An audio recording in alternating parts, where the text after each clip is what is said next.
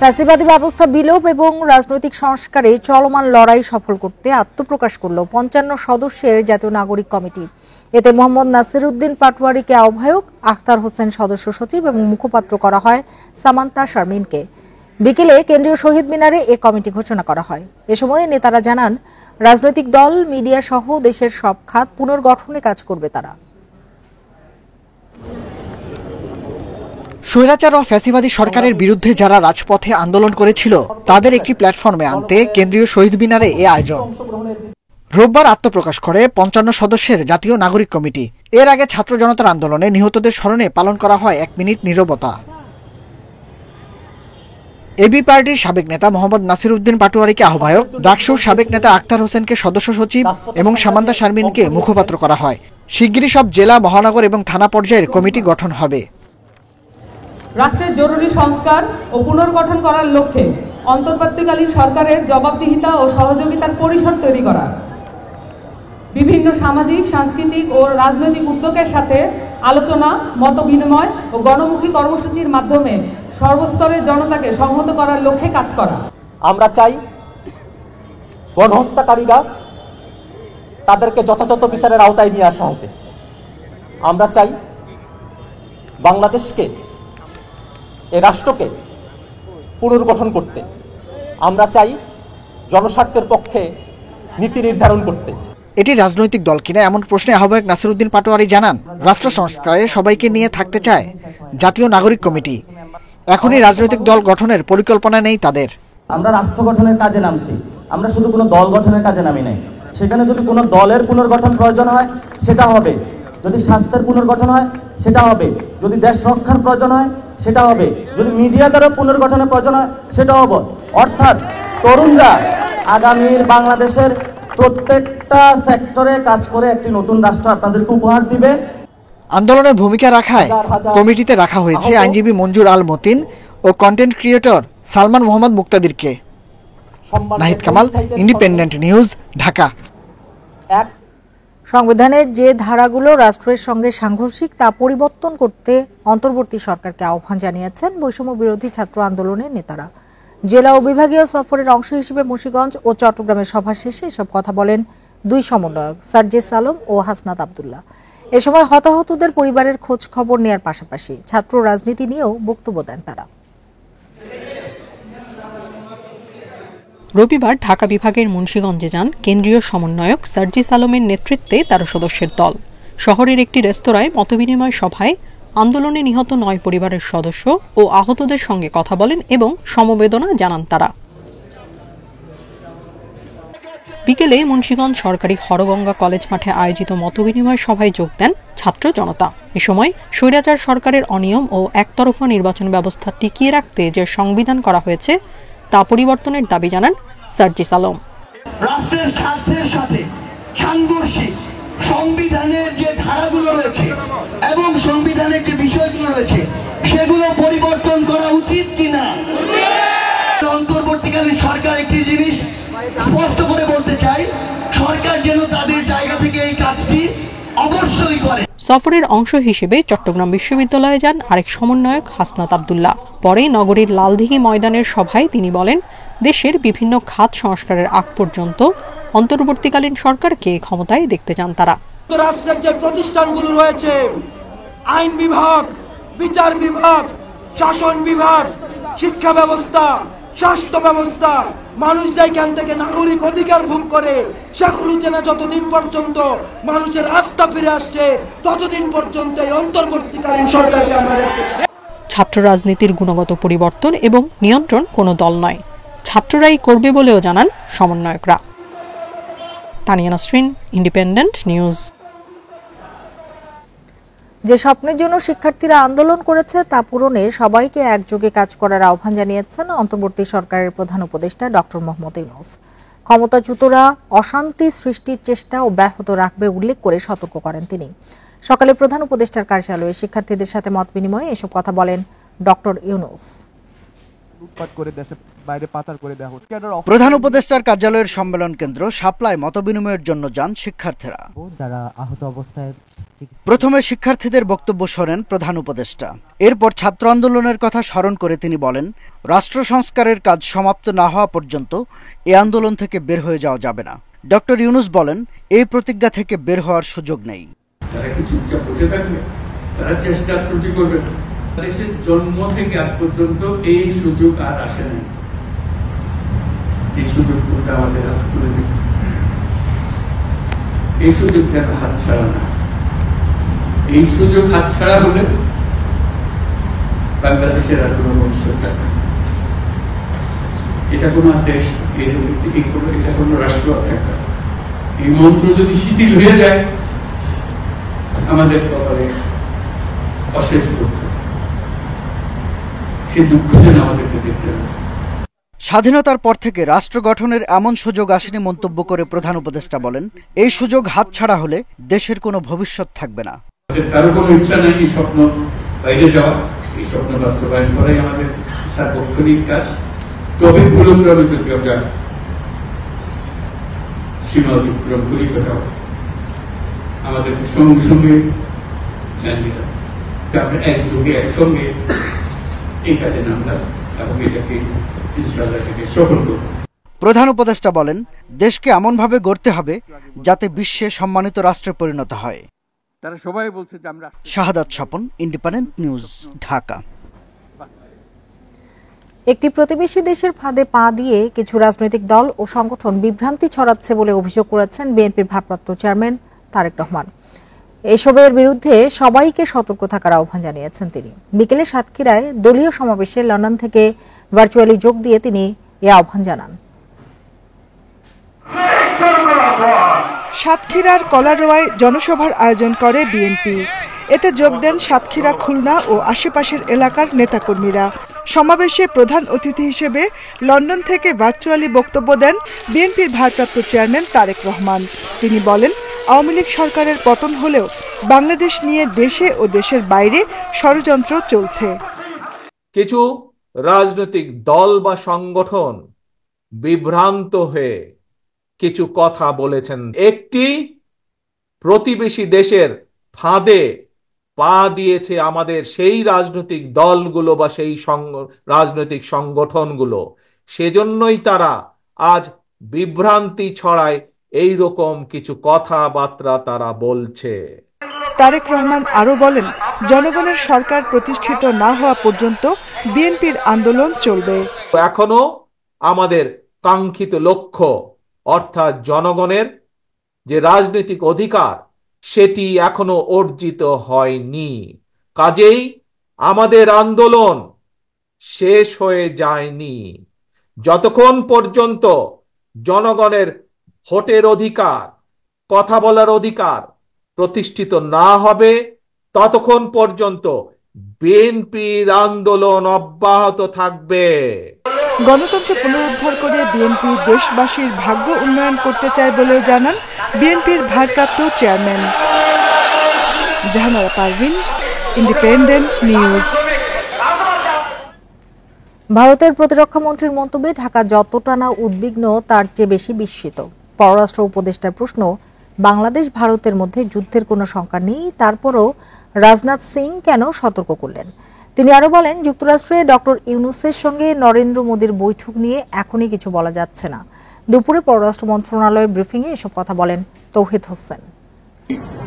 विश्व में शांति की स्थापना के लिए और स्वयं भारत में भी शांति की स्थापना के लिए सदैव हम लोगों को युद्ध के लिए तत्पर रहना चाहिए। অপ্রত্যাশিত ঘটনা মোকাবেলায় নিজ দেশের সামরিক বাহিনীকে প্রস্তুত থাকতে বলেছেন ভারতের প্রতিরক্ষা মন্ত্রী রাজনাথ সিং।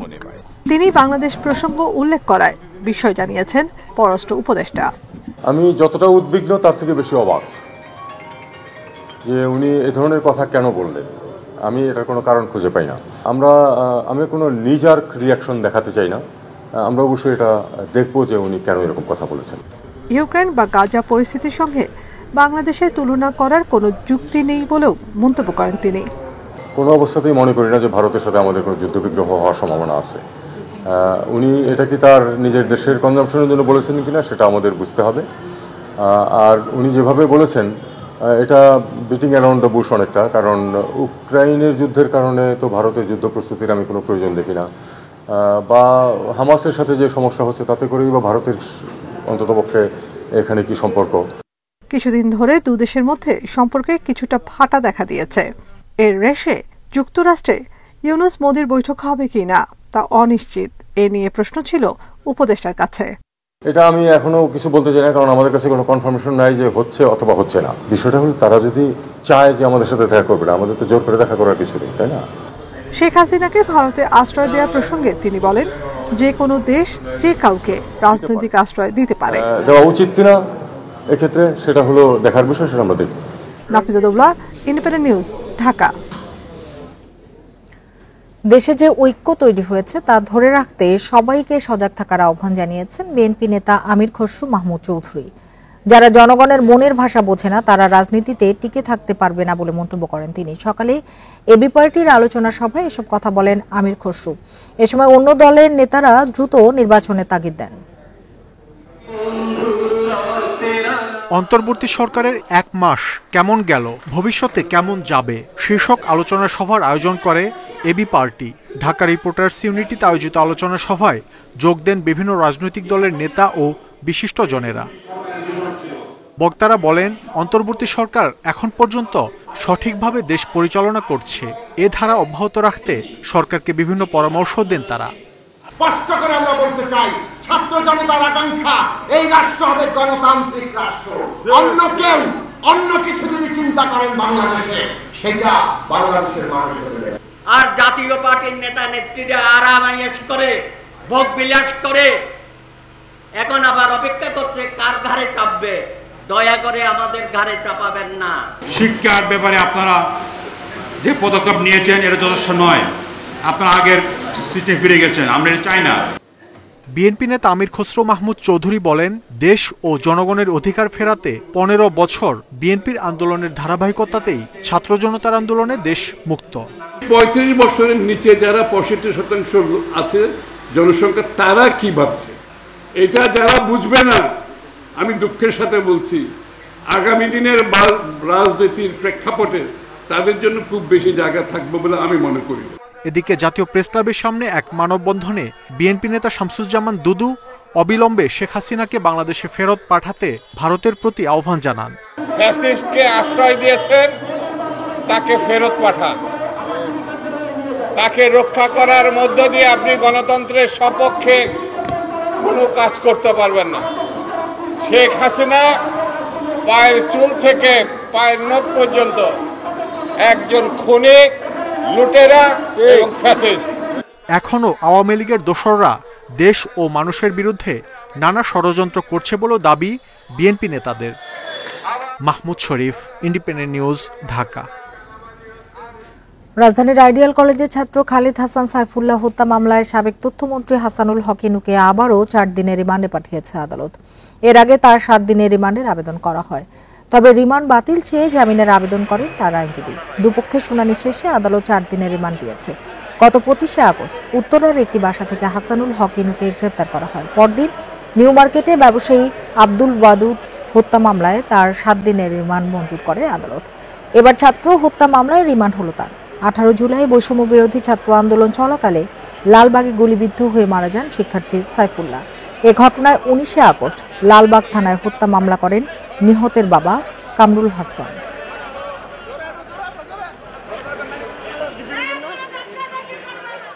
রিমান্ডের বিষয়টি সামনে এনে এবং এই মামলার সঙ্গে এই আসামির সংশ্লিষ্টতা এবং আরও তথ্য উপাত্ত পাওয়ার কারণে প্রত্যক্ষ পরোক্ষভাবে এই আসামি অপরাধমূলক ষড়যন্ত্রের সঙ্গে জড়িত থাকার কারণে তার বিরুদ্ধে 4 দিনের রিমান্ড মঞ্জুর করে। তদন্তকালে জুলাই গণহত্যা ও মানবতা বিরোধী অপরাধের আসামিদের বিরুদ্ধে গ্রেপ্তারি পরোয়ানা চাইবে রাষ্ট্রপক্ষ। এরপরই শেখ হাসিনাকে ভারত থেকে ফিরিয়ে আনা ও বিচারের মুখোমুখি করার পদক্ষেপ নেওয়া হবে বলেও জানান চিফ প্রসিকিউটর তাজুল ইসলাম। সকালে দায়িত্ব নিয়ে আন্তর্জাতিক অপরাধ ট্রাইব্যুনালে সংবাদ সম্মেলনে তিনি একথা জানান। বৈষম্য বিরোধী ছাত্র জনতার আন্দোলনে 15 জুলাই থেকে 5 আগস্ট পর্যন্ত গণহত্যা ও মানবতা বিরোধী অপরাধের অভিযোগ সহ এ পর্যন্ত 11টি মামলা হয়েছে। এর মধ্যে 10টিতেই প্রধান আসামি শেখ হাসিনা, সাথে তার সরকারের গুরুত্বপূর্ণ ব্যক্তিসহ আসামি শত শত। দ্রুত তাদের বিচার শুরু করতে আন্তর্জাতিক অপরাধ ট্রাইব্যুনালে নিয়োগ দেওয়া হয়েছে চিফ প্রসিকিউটর সহ 5 প্রসিকিউটর। রোববার দায়িত্ব নিয়েই তারা জানান, বিদেশে থাকা প্রধান আসামি সহ অন্যদের ফেরানো এবং দেশ থেকে কেউ যেন পালাতে না পারে এজন্য তদন্ত পর্যায়েই গ্রেপ্তারি পরোয়ানা চাওয়া হবে। যারা ঠান্ডা মাথায় আমাদের নিরস্ত্র সন্তানদেরকে হত্যা করেছে তাদের বিচারের মুখোমুখি করতে হবে। এইটা আমাদের প্রায়োরিটি। খুব দ্রুতই বের করে ফেলবো যে কারা এই হত্যাকাণ্ডের সাথে, এই গণহত্যার সাথে, ক্রাইমস এগেইনস্ট হিউম্যানিটির সাথে সম্পৃক্ত ছিলেন। চিফ প্রসিকিউটর আরও জানান, মামলায় গণমাধ্যম কর্মী সহ অভিযুক্তদের বিষয়ে যাচাই বাছাই করে ব্যবস্থা নেওয়া হবে, তবে সবার আগে আলামত সংরক্ষণে জোর তাদের। এই এভিডেন্সগুলো যারা পারপিট্রেটার্স আছেন, যারা আসামি হবেন এই মামলাগুলোতে, তারা কিন্তু এখনও বাংলাদেশে বিভিন্ন জায়গায় আছেন, অনেকে দায়িত্বেও আছেন। তারা এই আলামতগুলো ধ্বংস করার চেষ্টা করবেন। আমাদের প্রথম প্রায়োরিটি হচ্ছে এই হত্যাকাণ্ড, গণহত্যার যে আলামত আছে এগুলোকে সংরক্ষণ করা। সরকার ট্রাইব্যুনালের চেয়ারম্যান সহ দ্রুত বিচারক নিয়োগ দেবে বলেও জানান চিফ প্রসিকিউটর। 2010 সালের মার্চে তৎকালীন আওয়ামী লীগ সরকার এই ট্রাইব্যুনাল গঠন করেছিল জামাত ও বিএনপি নেতাদের মানবতা বিরোধী অপরাধ ও যুদ্ধাপরাধের বিচারের জন্য। 14 বছর পর আবার সেই আওয়ামী লীগ সরকারের গুরুত্বপূর্ণ ব্যক্তিদের বিচার সহ অন্যান্যদের বিচারের জন্য আবারও প্রস্তুত হলো এই ট্রাইব্যুনাল। প্রধান প্রসিকিউটর ন্যায় বিচারের যে প্রতিশ্রুতি দিলেন, এখন দেখার বিষয় তা কতটা প্রতিষ্ঠিত হয়। আন্তর্জাতিক অপরাধ ট্রাইব্যুনাল থেকে জাহিদুল বাশার, ইন্ডিপেন্ডেন্ট নিউজ, ঢাকা। দেশের কমপক্ষে 10টা ব্যাংক দেউলিয়া হওয়ার মতো খারাপ অবস্থায় চলে গেছে। সরকার তাদের বাঁচানোর চেষ্টা করছে বলে জানিয়েছেন বাংলাদেশ ব্যাংকের গভর্নর আহসান এইচ মনসুর। রোববার এক সংবাদ সম্মেলনে গভর্নর এসব কথা বলেন। গভর্নর জানান, কেন্দ্রীয় ব্যাংকের পক্ষ থেকে কোনো ব্যবসা প্রতিষ্ঠানের হিসাব জব্দ করা হয়নি। দুর্নীতি, অনিয়ম ও লুটপাট, নামে বেনামে ঋণ ও পাচারের কারণে রুগ্ন অবস্থায় দেশের বেশ কয়েকটি ব্যাংক। দেশের ব্যাংক খাত পুনর্গঠনের অংশ হিসেবে বাংলাদেশ ব্যাংক এখন পর্যন্ত 11টি ব্যাংকের পর্ষদ ভেঙে দিয়েছে। অনিয়ম পেরে আরও কিছু ব্যাংকের পর্ষদ ভাঙা হবে। ব্যাংক খাতের সামগ্রিক অবস্থা জানাতে সংবাদ সম্মেলনে গভর্নর জানান, দেউলিয়া অবস্থায় আছে দেশের অন্তত 10টি ব্যাংক। অনেক ব্যাংক দেউলিয়া হয়ে আছে, কিন্তু আমরা কাস্টমারের স্বার্থ রক্ষা করব। এই ব্যাংকগুলোকে আমরা ঘুরিয়ে দাঁড়াতে সাহায্য করব এবং ইনশাল্লাহ ওগুলো ঘুরে দাঁড়াবে। দরকার হলে মার্চ করব, কিন্তু কাস্টমার আলটিমেটলি ক্ষতিগ্রস্ত হবে না। এ সময় গভর্নর জানান, কোনো ব্যবসা প্রতিষ্ঠানের ব্যাংক হিসাব জব্দ করা হয়নি এবং আগামীতেও করা হবে না। যে কোনো প্রতিষ্ঠানের কার্যক্রম স্বাভাবিক অবস্থায় চলবে। কেউ কেউ এই বিষয়গুলো নিয়ে অপপ্রচার চালিয়েছে বলেও জানান গভর্নর।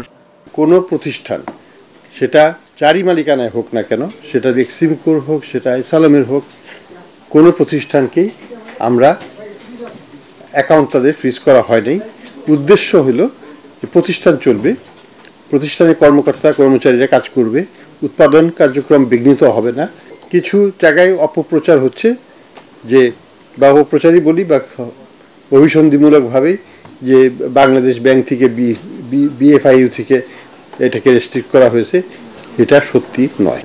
হয়তো কোনো আইসোলেটেড ক্ষেত্রে কোনো ব্যাংক অতি উৎসাহী হয়ে করে ফেলতে পারে তাদের, কিন্তু সেটা কিন্তু বাংলাদেশ ব্যাংকের নির্দেশনায় হয়নি। গভর্নর জানান, ব্যাংকে সুশাসন ফিরিয়ে আনতে 3টি টাস্কফোর্স গঠন করা হয়েছে। ব্যাংক যে অবস্থায় থাকুক, গ্রাহকের কোনো ক্ষতি হবে না। এর জন্য আমানতের সুরক্ষা বীমার পরিমাণ 1 লাখ টাকা থেকে বাড়িয়ে 2 লাখ টাকা করা হয়েছে। Shafil Alam Sujon, independent news, Dhaka. Return দাখিলের জন্য রিটার্ন সিস্টেম আধুনিক করেছে জাতীয় রাজস্ব বোর্ড এনবিআর। সোমবার থেকে করদাতাদের জন্য অনলাইন রিটার্ন দাখিল উন্মুক্ত করার ঘোষণাও দিয়েছে প্রতিষ্ঠানটি। রোববার সকালে এক সংবাদ বিজ্ঞপ্তির মাধ্যমে এ তথ্য জানিয়েছে এনবিআর। এতে বলা হয়েছে, করদাতা বান্ধব, স্বচ্ছ ও জবাবদিহিতামূলক কর ব্যবস্থাপনা গড়ে তুলতে জাতীয় রাজস্ব বোর্ড বদ্ধপরিকর। চলতি মাসের 9 তারিখ থেকে অনলাইনে আয়কর রিটার্ন দাখিল প্রক্রিয়া শুরু করবে এনবিআর। রিটার্ন সিস্টেমের মাধ্যমে করদাতারা online banking, credit card, debit card বা মোবাইল ফিনান্সিয়াল সার্ভিসের মাধ্যমে আয়কর রিটার্ন দাখিল করতে পারবেন। এর আগে 2021 সালে এই কর রিটার্ন পদ্ধতি চালু করে এনবিআর।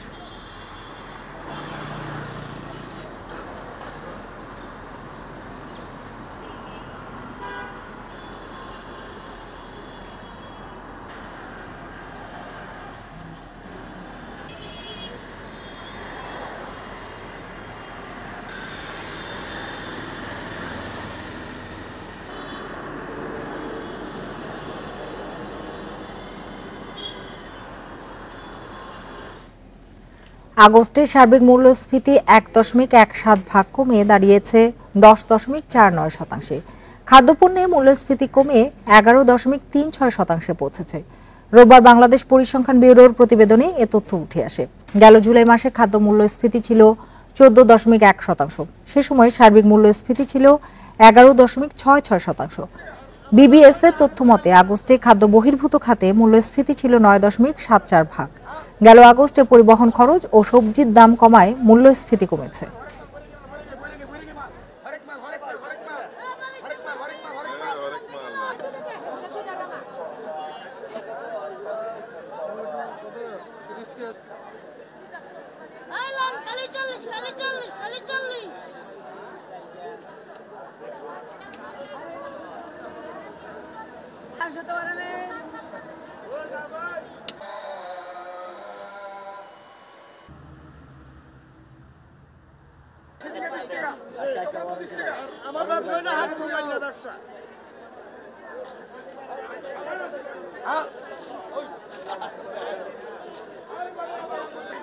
এই ছিল এখনকার সংবাদে। ইন্ডিপেন্ডেন্ট টেলিভিশনের সব খবর আরো বিস্তারিত জানতে চোখ রাখুন ফেসবুক, ইউটিউব এবং এক্সে। ধন্যবাদ সবাইকে এতক্ষণ সাথে